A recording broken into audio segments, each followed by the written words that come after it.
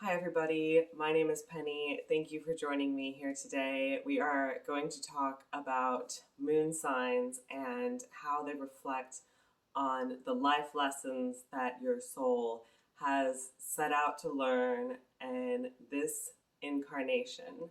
So, this is useful in understanding how we might be different from other people that we love and care about, and then also watching the video for their moon sign and understanding how we can respect their path and how we can understand how they're different from us.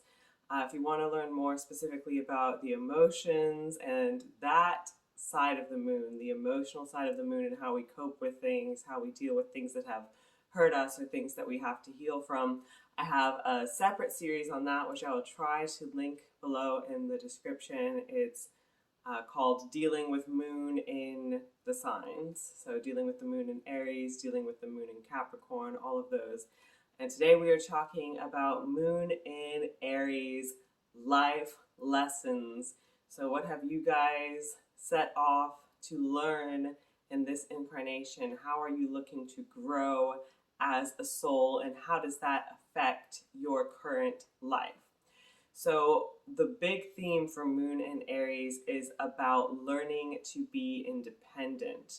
And we see these people continuously throughout their lives insisting on being independent. And as a child, it started where, you know, well, first as a soul, they had chosen this path where they're going to have a childhood that puts them in a position where they're meant to be more independent than the average child would even be.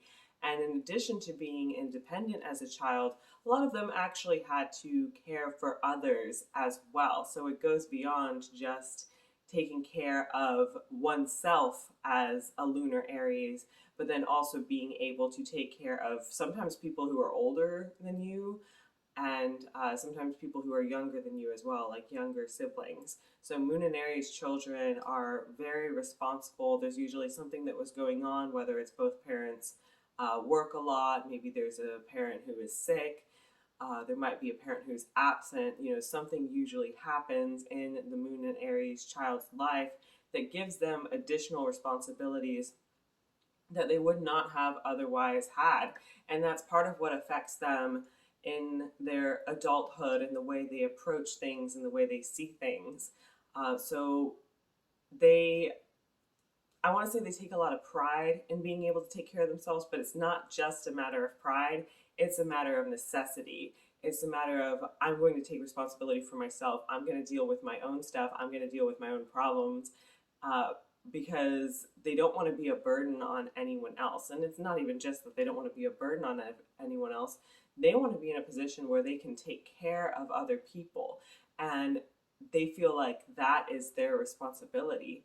And to them, it feels like if they start to unload their own baggage on other people, if they start to, rely on other people too much, then they can't be in that position where they're going to take care of others. So it does come from a place of generosity and being protective of others, being able to be a leader within their family and within their friend circle and really just anywhere they go. And it extends beyond the self.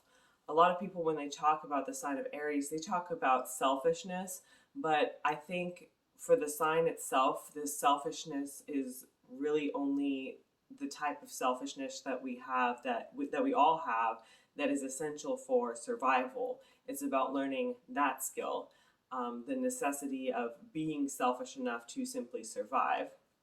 So when you see a Moon and Aries person, having like a little bit of an emotional snapback where they just kind of fire at you really quick because you've said something that they weren't okay with, um, that is in a way a survival skill. That is a way of them kind of maintaining their not just status. It's not about status. It's not about ego.